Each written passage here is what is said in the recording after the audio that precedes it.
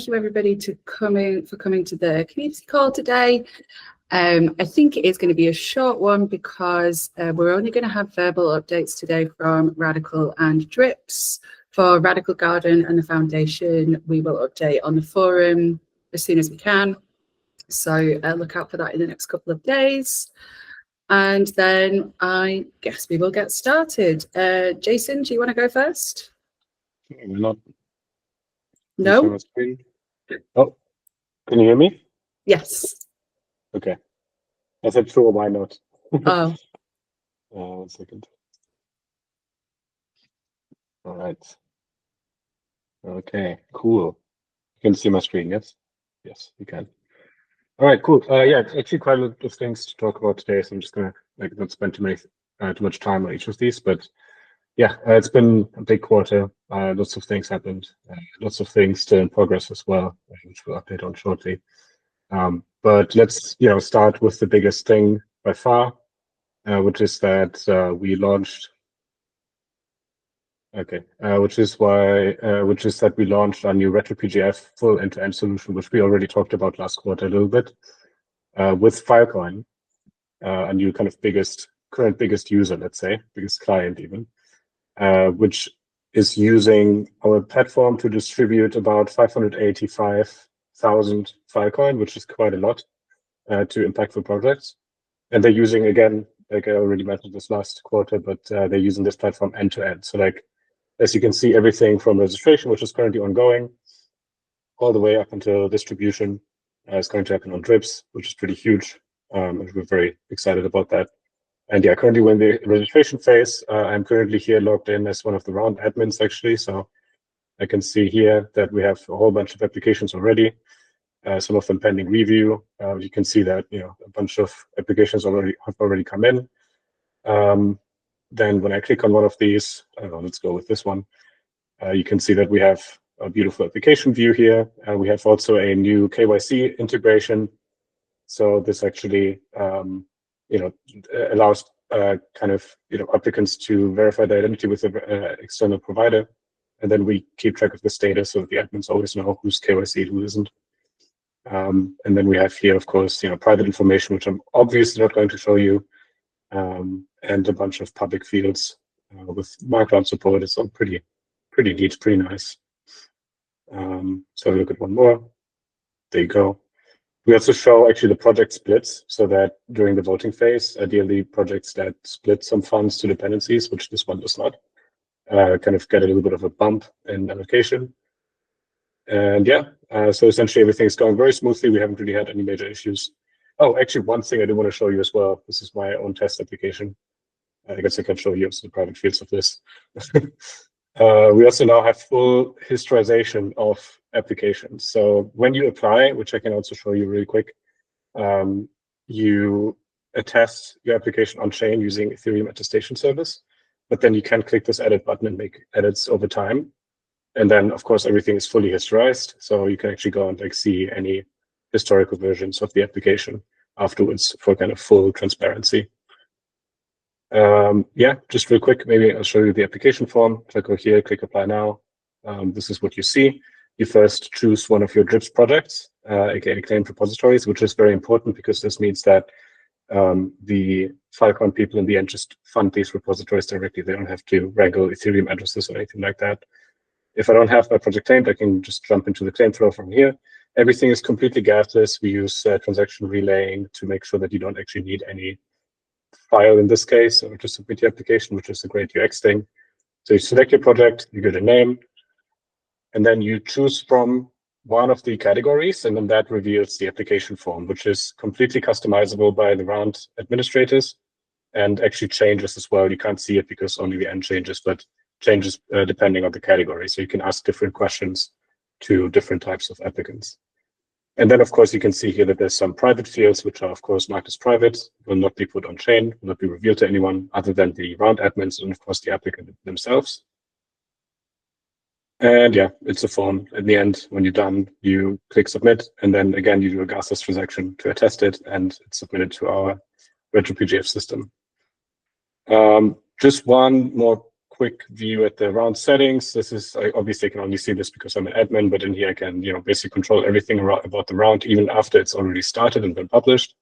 I can add people as admins, I can change voting settings, and I can even change, while the round is ongoing, the fields, right? I'm not going to do this, obviously, but as you can see, there's a full form builder in here.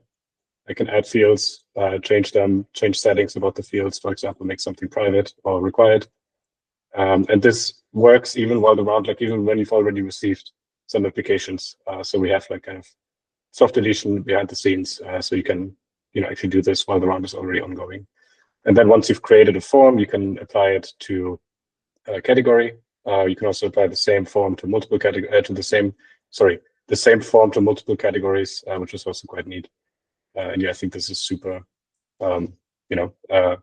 very flexible. Basically, any of our future clients are going to be able to use this in the same way. And then lastly, we also have a full audit log, so everything that happens on the system is logged in here. If you click on these, it will reveal additional information, but you can see that even kind of system level stuff like KYCs being submitted and linked to applications is logged in here. So, everyone always knows exactly which admin, maybe changed some setting or like who submitted an application, who edited it, et cetera, et cetera. So yeah, that's our new platform. Super excited about this. The voting phase is starting soon on November 3rd. That's going to be the next big thing when the badge holders come in and submit applications. And yeah, that's pretty much it. So that's the main thing for now. Cool, moving on. Another actually also huge announcement is that we now have partnered with the Ethereum Foundation, obviously a very important big name, which we're very proud to work with. What they did, we just announced this today, is fund some of the, specifically the DevCon and DevConnect teams within the Ethereum Foundation are now using Drips to fund their open source dependencies. In total, it's about 30K USD. And as you can see here, they funded kind of these two different projects. And as part of that, we've managed to bring on chain a bunch of really exciting projects, including FFmpeg, which is crazy. Very fundamental, let's say, open source project that has been around forever is now kind of on Drips, which is great. And yeah, we now have the Ethereum Foundation officially as a client of ours, which is amazing. So hopefully we can do some more stuff with them in the future as well. Moving on, Gardener. So this is also a very exciting development. It's a new service for now, not integrated in the product yet, but will be very soon. Built by Warren, our latest hire, which is super exciting. So what this does essentially is it can predict a list of dependencies with weights for a given repository. So it uses some static dependency analysis, like static code analysis. I believe PageRank is actually a large part of the algorithm, and it just kind of outputs either as a CLI or as a server a recommended list of dependencies. And the idea is that we're going to start very soon, actually suggesting an initial starting point for your dependency list when you try to claim your project on Drips, which takes away some of the kind of mental effort of even identifying your dependencies. And the hope here is, of course, that we can both increase the amount of dependency splits and over time evolve this to become even better by kind of cross-referencing the edits that people actually make to these kind of suggested dependency lists. Cool. Next up, we have a very exciting proposal on the community made by Igor here, which is actually a protocol upgrade.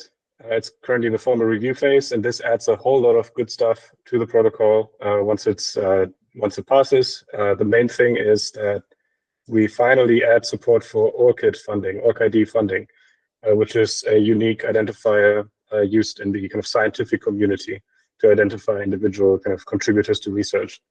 And based on this, we have a pilot planned. More info on that soon. We're hopefully going to get a bunch of funding for specific types of research in specific scientific fields.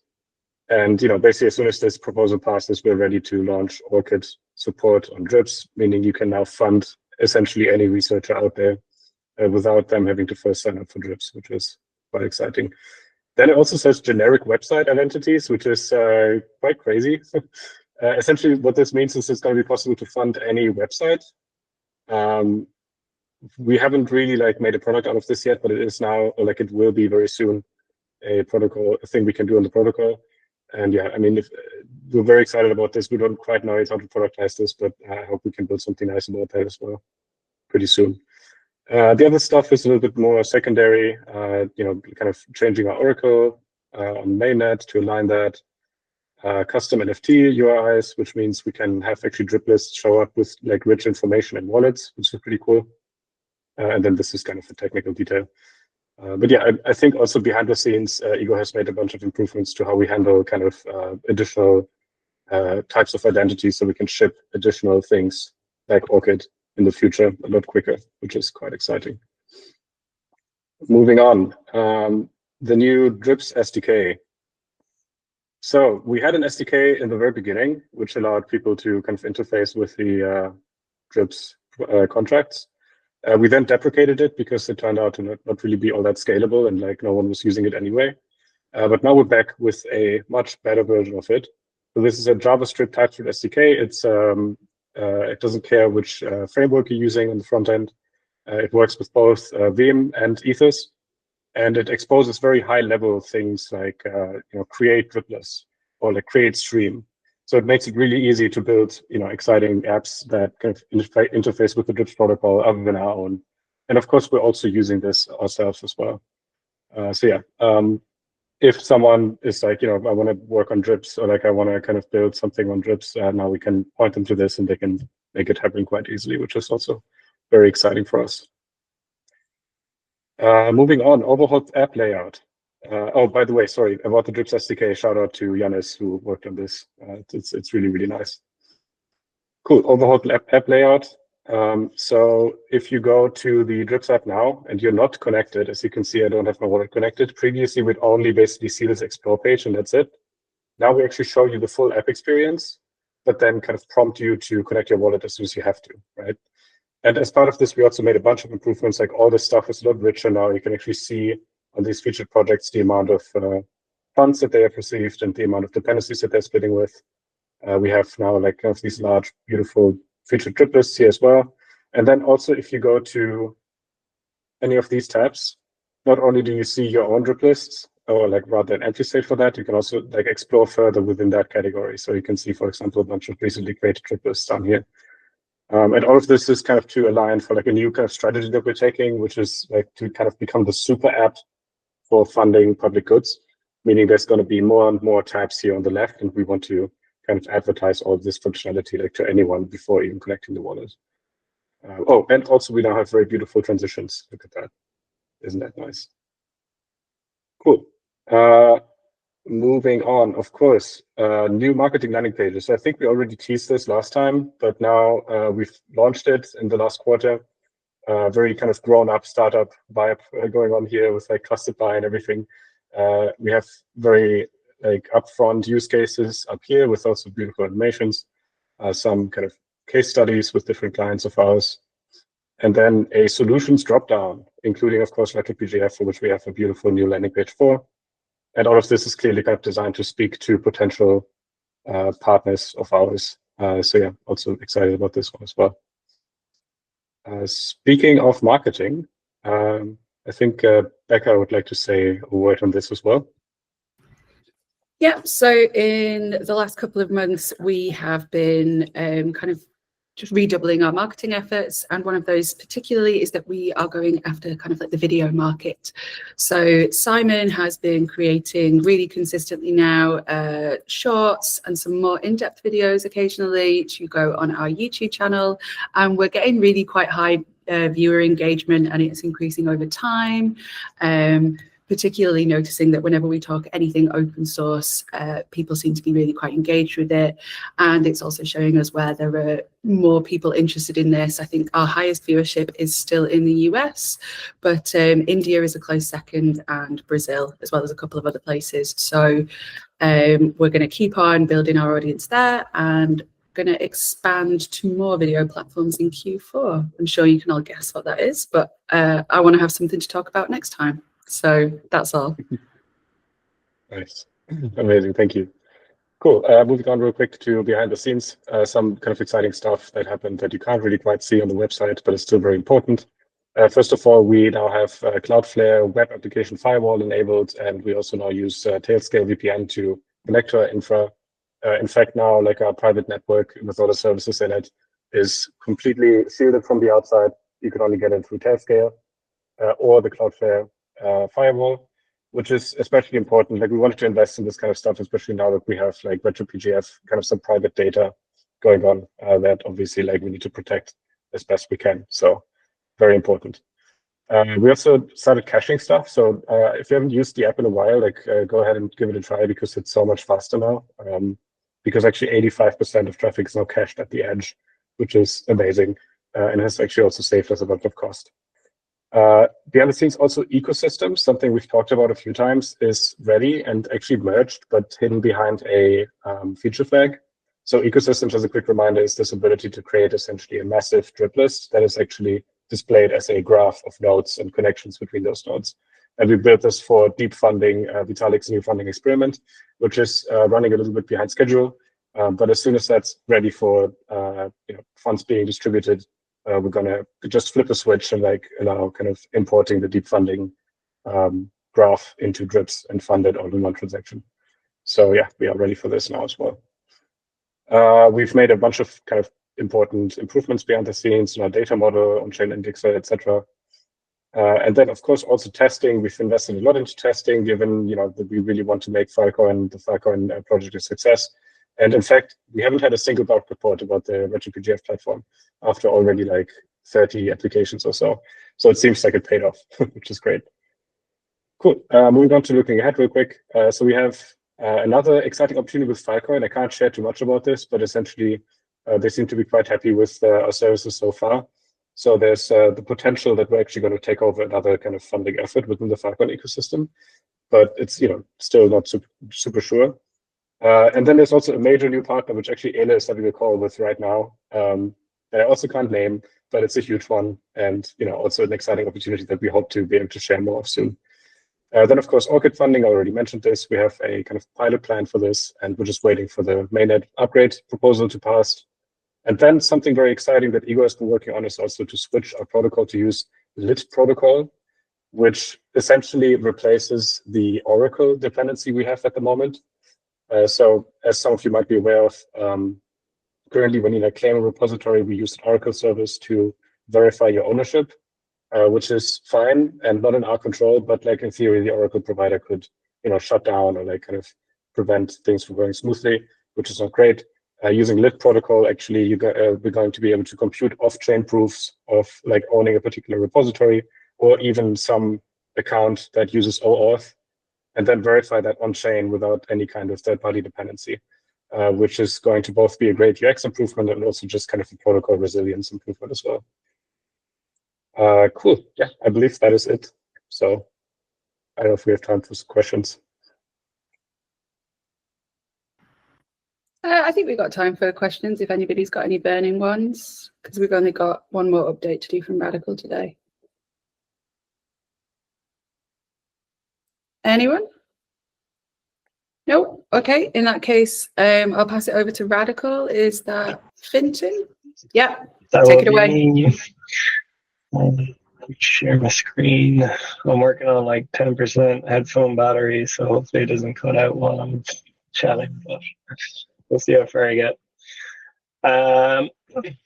Okay, so I guess to start off, we met in Helsinki face-to-face during Q3 September time, and the face-to-face time was invaluable because we were able to talk through harder problems and kind of outline things going forward, which leads us to a roadmap.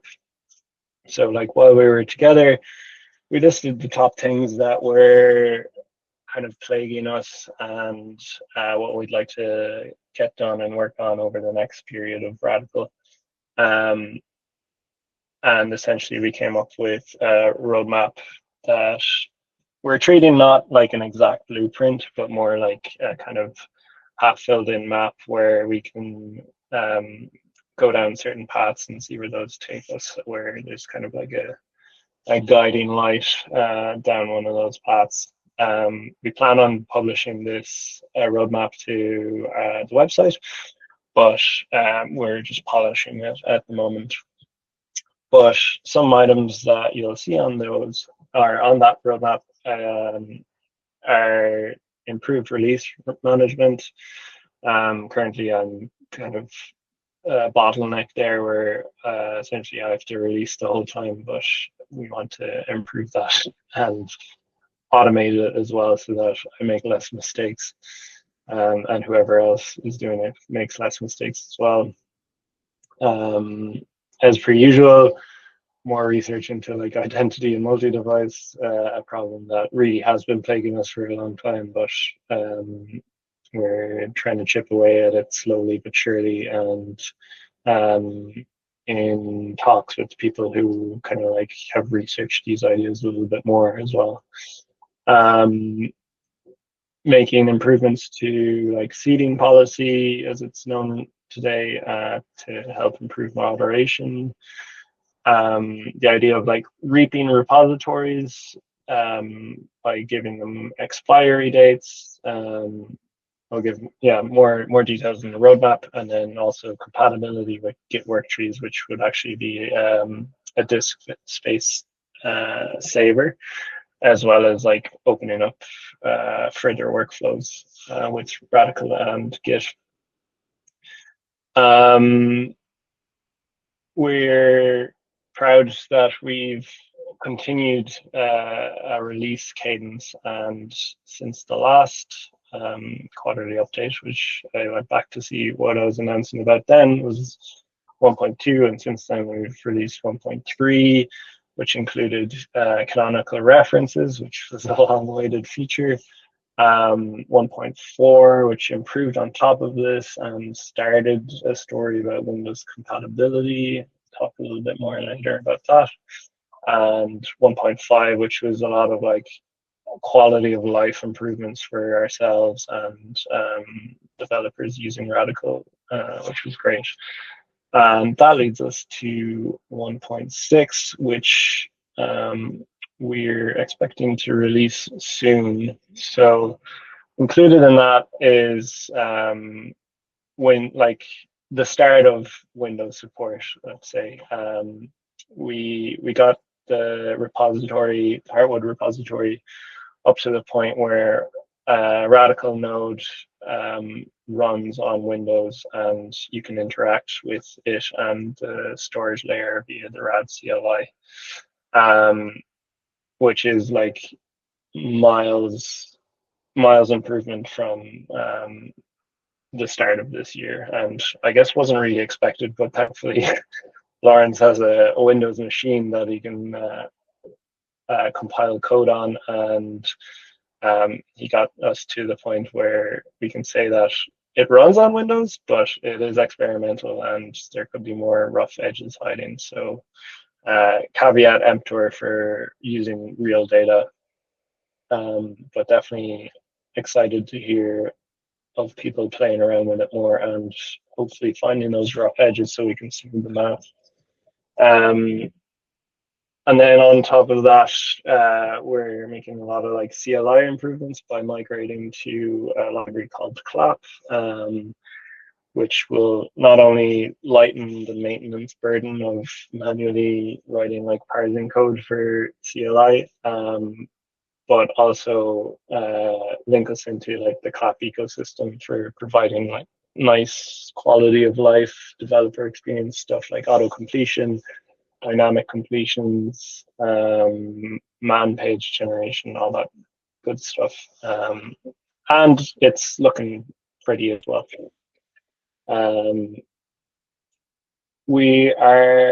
We've started the effort of hiring, which is great because we're such a small team on the protocol, and we definitely need more hands to tackle all of these items. So we got our job descriptions up on the website and announced it on our Zulip, just to kind of give the community that are already involved in Radicle the first chance to apply.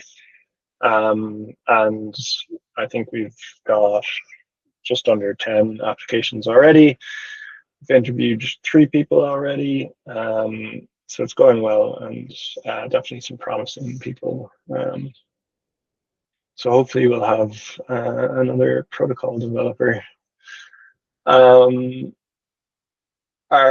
updates, yeah, so by the end of this quarter, I'd like to say that we've hired a new developer to the team, hopefully a protocol developer.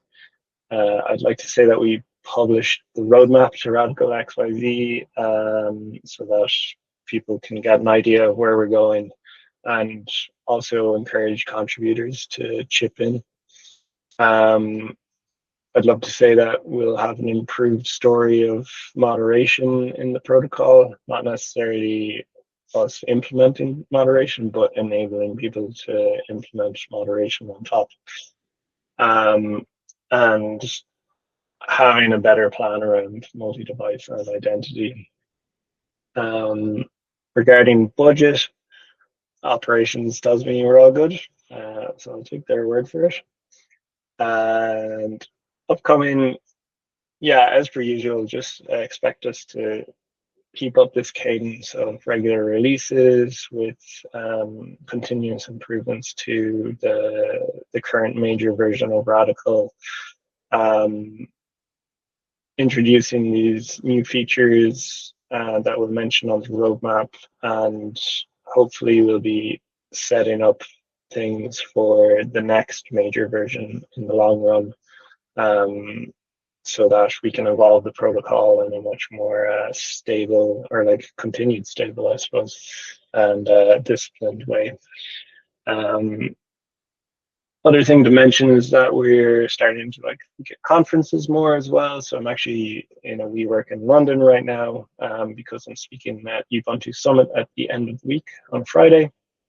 My talk is the future home of open source. Coincidentally, Lawrence is speaking on the exact same day at Distributes in Dusseldorf, and is doing a similar but shorter talk.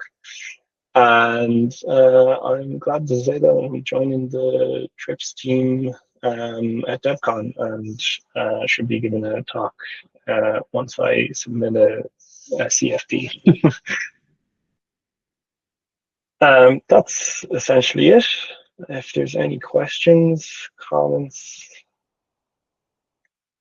qualms, other kind of sounds. All right, cool. Thank you so much for that, Fintan. As I mentioned, I know a couple of people joined late. We've only got verbal updates from Drips and Radicle today. For Radicle Garden and the Foundation, they will be up on the forum ASAP. Any other business? No? Well, thank you all for joining. Enjoy the rest of your evening.